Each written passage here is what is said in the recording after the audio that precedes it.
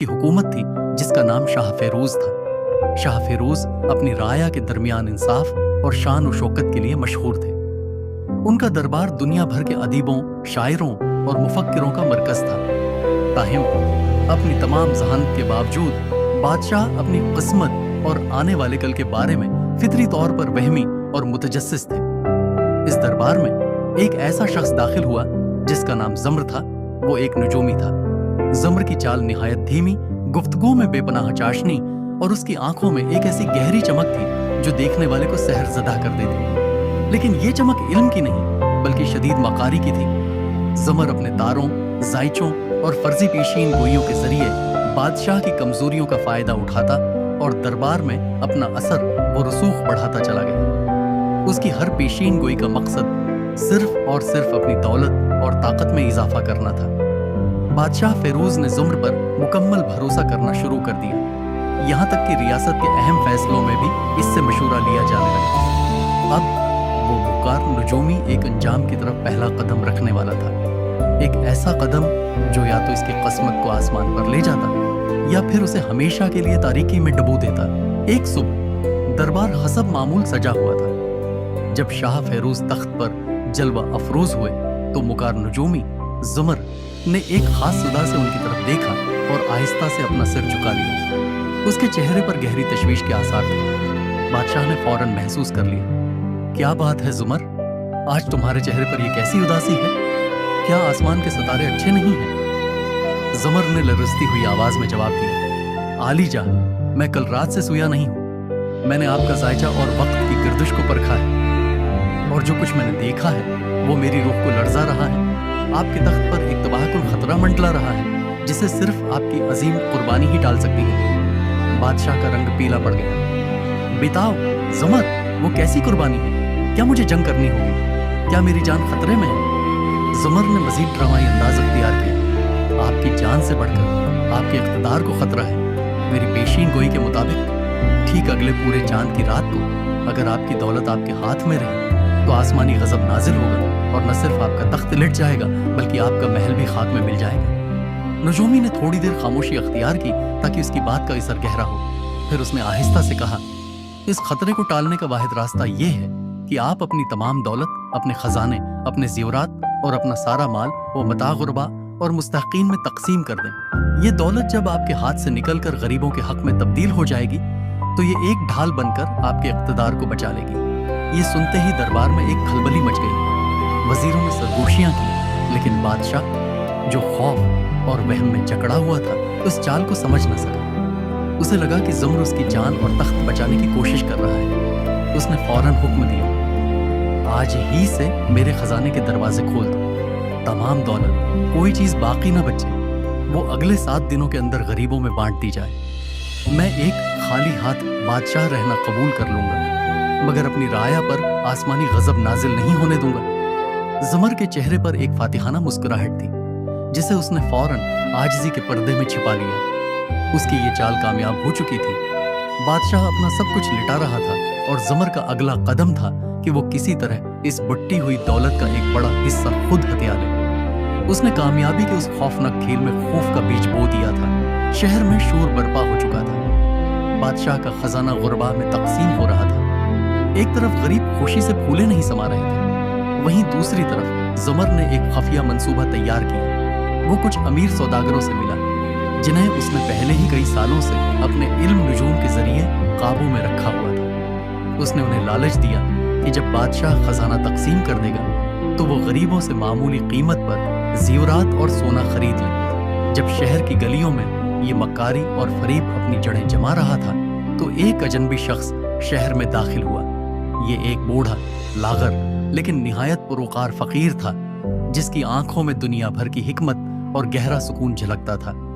उसका नाम दरानी जानता था कि अगर उसने बुराहे रास्त ज़म्र की मजम्मत की तो कोई उसकी बात नहीं सुनेगा। उसे बादशाह तक पहुंचने के लिए हिकमत का इस्तेमाल करना था। उसने शाही मुहाफिजों से कहा कि वो शाह फेरोज को बताए कि एक फकीर इनसे मिलना चाहता है जिसके पास उनके लिए खजाने से ज्यादा कीमती एक तहफा है। नजूमी ज़म्र ने उस फकीर के आने की खबर सुन ली और फौरन बादशाह के पास पहुंचा और कहा, आली जा, ये फकीर जरूर एक बदकिस्मत इंसान है जो आपको रोकने आया है। उसकी कोई बात मत सुनिए, वरना आप मेरी पेशीन गोई को झूठा कर देंगे और आसमानी गजब की जिद में आ जाएंगे। शाह फेरोज एक लम्हे के लिए हचकचाए, लेकिन जब उन्हें याद आया कि खजाने से ज्यादा कीमती चीज क्या हो सकती है, तो उनका तजस्सुस जीत गया। उन्होंने हुक्म दिया, इस फकीर को दरबार में ले आओ, लेकिन उसे शाही मामलात पर बोलने की इजाजत नहीं होगी। मैं सिर्फ उसका तहफा देखूंगा। दरानी फकीर दरबार में दाखिल हुआ। उसने नुजूमी ज़ुमर को एक धीमी मानी खीज निगाह से देखा और फिर बादशाह के सामने सजदा रेज हुए बगैर खड़ा हो गया। बादशाह ने कहा, फकीर, तुमने कहा था तुम्हारे पास मेरे लिए एक कीमती तहफा है, वो क्या है? दरानी मुस्कुराया। ये वो लम्हा था जब सच्चाई का पर्दा उठने वाला था। दरानी ने नहायत एहतराम से कहा, आली जा, मेरा तहफा कोई हीरे जवाहरात नहीं, बल्कि हिकमत का एक छोटा सा किस्सा है जो आपके लिए किसी भी सितारे की पेशीन गोई से ज्यादा कीमती होगा। क्या आप मुझे इजाजत देंगे कि मैं आपको एक अनोखा वाकया सुनाऊं? बादशाह ने तजस्सुस से सिर हिलाया, जबकि ज़ुमर गुस्से से अपनी मिट्टियां भींच रहा था। फकीर ने कहा, बहुत दूर एक छोटे से गांव में एक लोहार रहता था जो दिन रात मेहनत करके तलवारें बनाया करता था। वो अपनी तलवारें बनाने से पहले हमेशा आग की भट्टी में दो चीजें डालता था, एक सोना और दूसरा लोहा। सोना जलकर राख हो जाता, मगर लोहा तपकर कुंदन बन जाता था। जब गांव के लोगों ने उससे पूछा कि वो कीमती सोना क्यों जाया करता है, तो लोहार ने हिकमत भरा जवाब दिया, मैं ये देखता हूं कि मेरा असल काम किया है। मेरे काम में सोना ऐश व आराम है जो आसानी से तबाह हो जाता है, लेकिन लोहा मेहनत और खिदमत की अलामत है जो आग मुश्किलात। मैं भी अपना असल किरदार नहीं भूलता और सख्त तरीन तलवार बनकर लोगों की हिफाजत करता है। लोहार ने कहा, मेरा मकसद कीमती चीजों को इकट्ठा करना नहीं, बल्कि खिदमत की मजबूती को परखना है। फकीर दरानी बादशाह की तरफ मुतवज्जा हुआ और कहा, आली जा, आपका तख्त और आपकी सल्तनत इस तलवार की मानंद है। आपकी दौलत सोना है और आपकी राया के लिए आपका अमल, आपकी नीयत लोहा है। उसने अपनी आवाज को बुलंद किया और ज़ुमर की तरफ इशारा करते हुए कहा, लोहा हमेशा सच्चाई का सामना करता है, जबकि सोना, जिसे मिकारी से इस्तेमाल किया जाए, सिर्फ धोखा देता है। आपका मुस्तकबल किसी सितारे में नहीं, बल्कि आपकी खिदमत और नीयत, यानी आपका लोहा में पोशीदा है। फकीर की हिकमत ने बादशाह के दिल पर गहरा असर किया। उसका ज़हन, जो मुकार नजूमी के खौफ से माऊफ हो चुका था, अब हकीकत की रोशनी से चमक उठा। शाह फेरोज ने एक गहरी सांस ली और अचानक उसके चेहरे पर वही एतमाद लौट आया जिसके लिए वो मशहूर थे। बादशाह ने नजूमी ज़ुमर की तरफ देखा, जो अपना सिर झुकाए खड़ा था। उसकी तमाम मुकारी और गुरूर अब खत्म हो चुका था। बादशाह ने गुस्से में आने के बजाय एक अजीब सी शांति से कहा, ज़ुमर, तुम्हारी पेशीन कोई किसी सितारे का हुक्म नहीं, बल्कि तुम्हारे लालच का फरेब थी। तुम मेरी दौलत को गरीबों में तकसीम करवाकर इनसे सस्ते दामों सोना खरीदने का मंसूबा बना रहे थे। तुमने मेरी कमजोरी यानी वहम का फायदा उठाया। लेकिन बादशाह ने अपने तख्त से उठकर ऐलान किया, फकीर दरानी ने आज मुझे एक ऐसी बात सिखा दी जो कोई नजूमी नहीं सिखा सकता था।